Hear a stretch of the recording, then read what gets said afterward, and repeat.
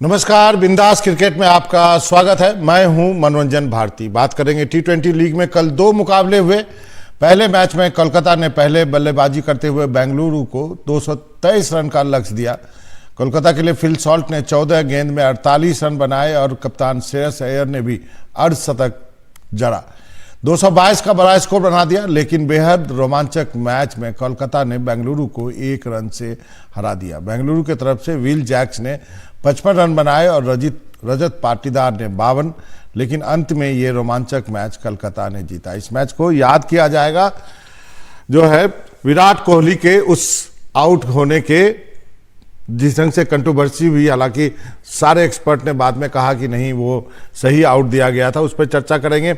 हमारे साथ हमारे मेहमान भी हैं। इनाक्षी हमारे साथ हैं, साक्षी हमारे साथ स्टूडियो में है, राजेश चौहान भी हमारे साथ हैं। सर, आप क्या कहेंगे उस आउट के बारे में? बहुत चर्चा हो रही है विराट कोहली के उस विकेट के बारे में।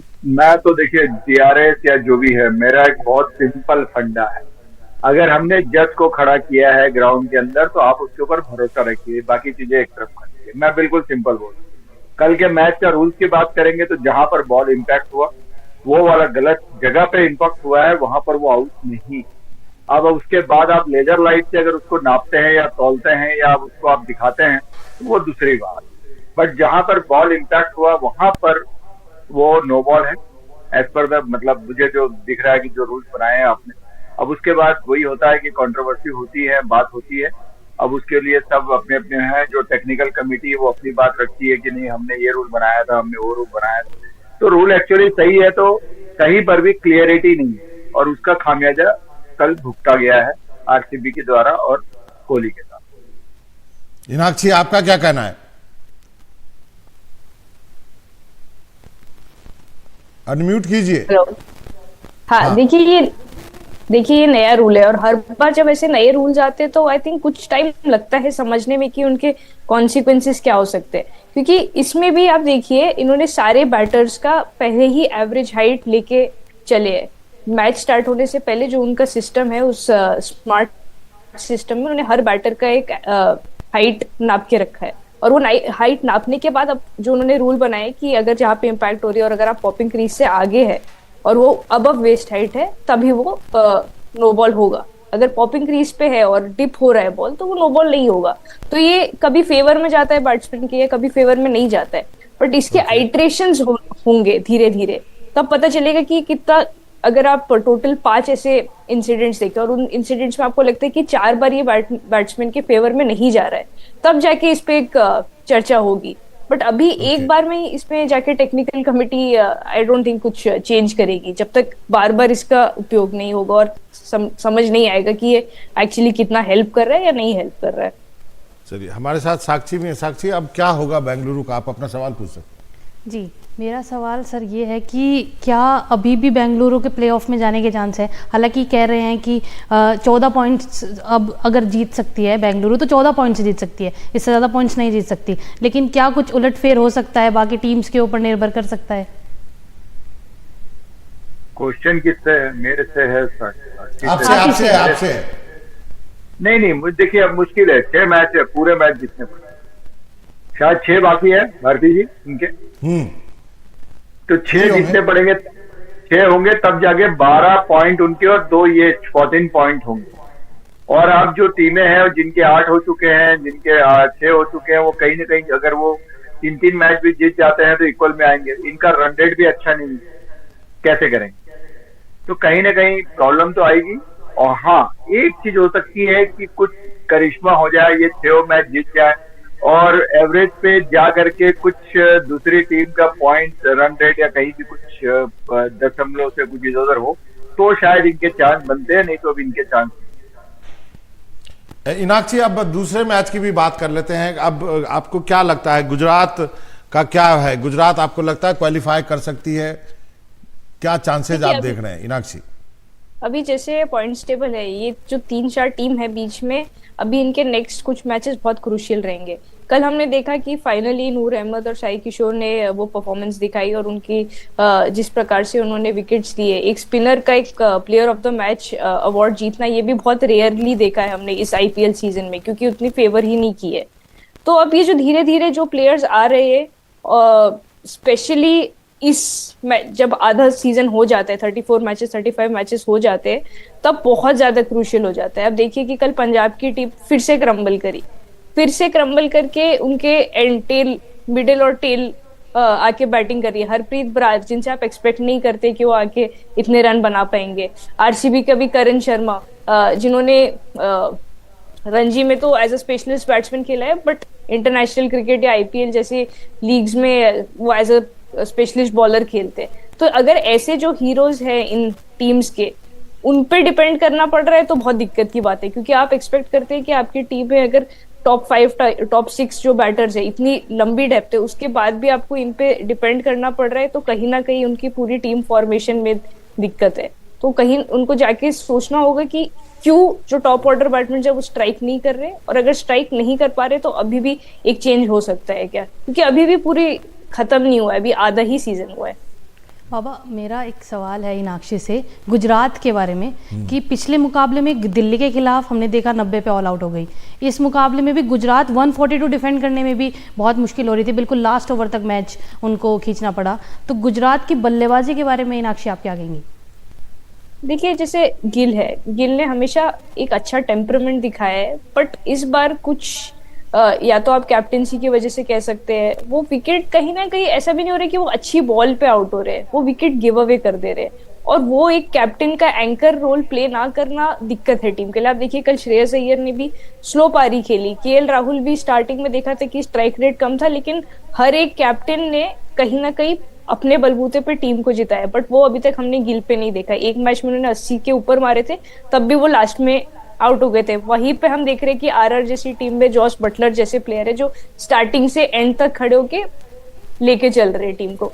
तो मुझे लगता है कि एक वो रीजन है। दूसरा, डेविड मिलर जो इतने एक्सपीरियंस प्लेयर है, उन पे बहुत ज्यादा डिपेंडेंसी है, और डेविड मिलर भी बिल्कुल परफॉर्म नहीं कर पा रहे हैं। बहुत मैचेस हो गए, बीच में हमने देखा रिद्धिमान शाह जब इंजर्ड हुए थे तब भी उन पे डिपेंडेंसी थी। उनकी जगह लेके आए नए प्लेयर्स को लेके आए। साई सुदर्शन एक ऐसे प्लेयर है जिनका नाम बहुत ज्यादा नहीं है, लेकिन वो हर बार डिलीवर करते हैं। बट ऐसे आप एक एक प्लेयर्स पे नहीं डिपेंड कर सकते, आपको कैप्टन को लेके चलना है पूरी टीम को। आई थिंक वहीं पे अभी दिक्कत है। चौहान साहब, एक सवाल आपसे मेरा यह है कि क्या आपको बेंगलुरु की टीम और विराट कोहली, बहुत बड़ा फैन बेस है, बेंगलुरु की टीम का बहुत बड़ा फैन बेस है, फैंस जो है टीम को हमेशा बैक कर रहे हैं, क्या उन दोनों के लिए आपको अफसोस होता है टूर्नामेंट दर टूर्नामेंट? बिल्कुल दुख हो रहा है, मेरे को काफी दुख हो रहा है। कल मैं इस बात पे मैंने सवेरे आकर के सबसे पहला पॉइंट ही उनके आउट का निकाला था कि यहाँ पर ये देखिए, किसी चीज को जो चीज को मैं पसंद नहीं करता था वही सामने आ गई, और उस बात का बहुत मतलब मुझे ये फील हो रहा है कि इतनी बड़ी टीम, इतने बड़े प्लेयरों के साथ, इतने बड़े प्लेयर के साथ हमारे हिंदुस्तान के, जिसका धोनी के बाद फैन फॉलोइंग है, तो ऐसे टीम को अगर आज स्ट्रगल कर रही है तो कहीं ना कहीं बहुत फीलिंग तो है, गम तो है इस बात का।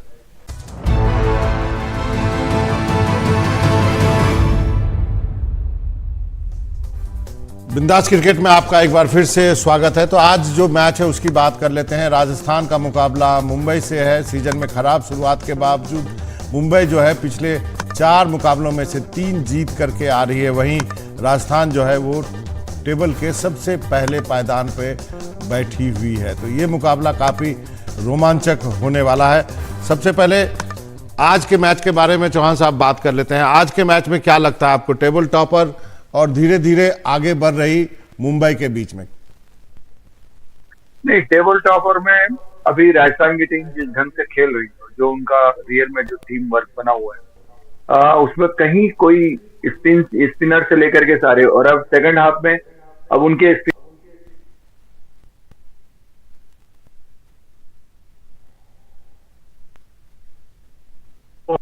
स्लो होती जाएंगी, टर्नर रहेंगी, तो थोड़ी सी ये चीजें हैं कि उनको और उसका बेनिफिट मिलेगा। उनके सारे बैट्समैन ऑलमोस्ट कहीं ना कहीं पूरे एक अच्छे फॉर्म में है। रही दूसरी टीम मुंबई ने बहुत अच्छे शुरुआत की है, अभी उनकी शुरुआत हुई है। फिर भी अगर देखा जाए तो कहीं ना कहीं 20 से 30% का एक्स्ट्रा मार्जिन है दोनों टीम के बीच, कि जब तक मुंबई पूरे फ्लो में नहीं आती, वो किसी टीम को इस ढंग से नहीं हराती कि जिसमें वो चैंपियन दिखे, तब तक हम ये नहीं बोल सकते कि वो मुंबई की टीम एक अच्छे फॉर्म में आ सके। मीनाक्षी, आपको क्या लगता है कि मुंबई के कैप्टन ही सबसे कमजोर कड़ी माने जा रहे हैं, उनको अपने परफॉर्मेंस से सभी खिलाड़ियों को मोटिवेट करना होगा? देखिए, हम अभी पंजाब और गुजरात के मैच में भी यही बात कर रहे थे कि सैम करन और शुभमन गिल की जैसी परफॉर्मेंस रही थी, वो एक कैप्टन्स नॉक नहीं थी। और सेम मैं कहूंगी हार्दिक के लिए भी। और बहुत मुश्किल हो जाता है अगर आपको लीड करना है अपनी टीम को, अगर आप अपनी टीम को साथ में लेके आना है तो आपको कहीं ना कहीं वो परफॉर्मेंस दिखाना होगा। और खासकर आप देखिए कि जो उन्होंने बॉलिंग चेंजेस भी किए, जो टीम सिलेक्शन भी हो रहा है, इस आईपीएल में अभी तक आधे मैचेस हुए, मतलब आधा आईपीएल हो चुका है, उसमें डीसी जैसी टीम जो ऊपर है भी नहीं, उन्होंने भी स्पिनर्स के थ्रू कुछ 18 विकेट ले लिए। बट वहीं पे मुंबई ने सिर्फ 5 विकेट चटका है। और उसमें भी आप देखिए मोहम्मद नबी को आप खिला रहे हैं, वो इतना नीचे है बैटिंग डेप्थ में, क्योंकि मुंबई की तो इतनी लंबी बैटिंग डेप्थ है, तो ना उनकी बैटिंग आ रही है। अब उनको 4 मैच में 6 ओवर कराए है, तो वो समझ नहीं आ रही कि क्या करना चाह रहे। स्पिनर्स पीयूष चावला थे, उसके बाद आज हो सकता है कि श्रेयस गोपाल थोड़ा हेल्पफुल रहे, क्योंकि उन्होंने जयपुर में खेला है और उनको जयपुर की कंडीशंस का बहुत अच्छे से मालूम भी है। और हो सकता है कि हार्दिक पांड्या इस बार आज नुआन तुषेरा को खिलाने का मौका भी दे सकते हैं, क्योंकि वो एक ऐसे प्लेयर है जो वो स्लिंग अटैक कर पाते हैं। तो ये थोड़े थोड़े चेंजेस है जो मुझे लग रहा है कि टीम मैनेजमेंट और हार्दिक को साथ में चल के करना होगा, तो मुंबई आई थिंक वो टॉप चैंपियन टीम बन सकती है। चौहान साहब, मीनाक्षी ने एक अच्छा पॉइंट उठाया, आपने नबी को खिलाया, बैटिंग तो जो आई नहीं, बॉलिंग दिया नहीं, केवल एक कैच पकड़ने के लिए खिलाया था। जी, मैं सरप्राइज था लास्ट मैच में जब मैंने देखा नवी ने बॉलिंग नहीं डाली है, तो 1 ओवर या 2 ओवर कुछ बॉल डाली, तो मैं खुद परेशान था। और आपको बता दूं मैं कि as a off spinner he is the one of the best. उनकी जो सीम पोजीशन है, उनका जो एक्शन है, उनका जो पिचिंग है, वो नया बॉल से लेकर के हर जगह पे वो वर्क कर सकते हैं, बहुत अच्छा कर सकते हैं। और वो इतना कॉन्फिडेंट बंदा है, वो भी मैं जानता हूँ, मैंने उनको फॉलो किया है as a off spinner, as a off spinner. तो मैच पता नहीं, लेकिन अब जो भी है वो ये है कि आज का मैच है, मुंबई को आज दूसरों के गढ़ में, वहां दूसरों के घर में जाकर के आज जीत दर्ज करनी पड़ेगी, अपने आप को चैंपियन सिद्ध करना पड़ेगा। चाहे वो रोहित हो, हार्दिक हो, सूर्य कुमार हो, कोई भी हो, उसे चैंपियन, हम चैंपियन है ये सिद्ध करना पड़ेगा, तभी जाकर के ये आगे रेस में बने रहे। सही बात है, क्रूशियल मैच है मुंबई के लिए, रजवाड़ों के घर में जीतना होगा। साक्षी, आपका सवाल। मेरा राजेश जी, मेरा दो सवाल हैं आपसे। पहला सवाल राजस्थान को लेकर है कि यशस्वी जायसवाल के परफॉर्मेंस पर आप क्या कहेंगे? कहीं ना कहीं वो एक बड़े खिलाड़ी हैं, उनके बल्ले से ज़्यादा रन आ नहीं रही हैं। दूसरा सवाल मुंबई को लेकर है, मुंबई की गेंदबाजी कमज़ोर दिखाई पड़ती है। बुमराह तो चल रहे हैं, लेकिन बुमराह को किसी के साथ की ज़रूरत है। दोनों सवाल का जवाब चाहिए सर। नहीं, मैंने फिर कहा ना कि उनके पास बॉलर हैं, वो उसको सही ढंग से यूज नहीं कर पा रहे मुंबई। कहीं ना कहीं बुमराह अकेले 4 ओवर में उनको विकेट भी लेना है, रन भी रोकना है, कैसे पॉसिबल है? 2020 का मैच भाई, बैट्समैन तो बैटिंग भी, तो बैट्समैन भी तो बैटिंग करने आए, तो ये चीज सोचनी पड़ेगी। इसलिए मैंने कहा कि आज मुंबई को अपने हर डिपार्टमेंट को एक चैंपियन की तरफ खेलना पड़ेगा और हर व्यक्ति को उस ढंग से सोचना पड़ेगा, हर खिलाड़ी। अब रह गई बात यशस्वी जायसवाल की, तो हम पहले दिन से यशस्वी के ऊपर हम हमेशा डिस्कशन करते जब भी मैच होता है, तो उनको अपने फॉर्म में आना पड़ेगा। वो एक बहुत अहम प्लेयर हैं आज की डेट में हिंदुस्तान की, हमारी टीम को। टेस्ट मैच में भी इतना अच्छा करके आए हैं, सब कुछ करके आए हैं। कहीं ना कहीं उनसे थोड़ी सी चूक हो रही है, या तो उनसे कोई बात करने वाला नहीं है, या जो बात करने वाला व्यक्ति है वो सही ढंग से उनको समझा नहीं पा रहा है टेक्निकली चीजों को। कहीं ना कहीं कुछ एक छोटी सी पॉइंट मिस हो रहा है उनके और बैटिंग के कॉम्बिनेशन में। वो उनको या तो खुद संभालना पड़ेगा या किसी से बात करके वो संभाले अपने आप। मीनाक्षी, आप क्या कहेंगे इन दोनों सवालों के जवाब में?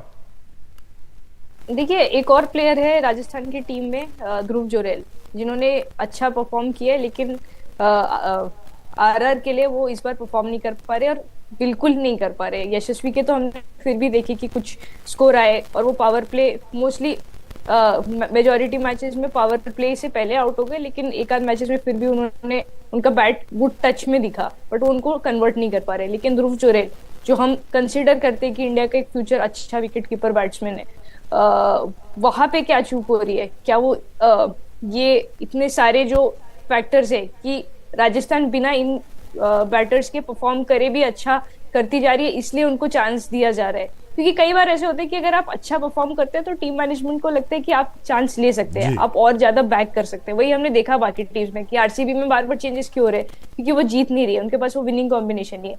तो आई थिंक और एक आध बैक करके देख सकते हैं ध्रुव जुरैल को, तभी शायद हो सकता है कि वो क्लिक करे। और जहां तक मुंबई की बात है, मुझे तो यही लगता है कि स्पिनर्स का यूज उनको अच्छे से करना है, और अगर ट्राई करना है तो मे बी उनको नुआन थुशैरा को एक बार खिला के देखना चाहिए, क्योंकि 8 साल से वो अच्छा करते आए हैं और उनका वो एक मिस्ट्री बॉलर वाला एक एंगल है जो पथिराना भी लेके आते हैं चेन्नई के लिए। चलिए देखते हैं कि आप सबकी बात मुंबई टीम सुनती है नहीं। आप दोनों मेहमानों का बहुत बहुत शुक्रिया, आपने वक्त निकाला हमसे बातचीत करने के लिए।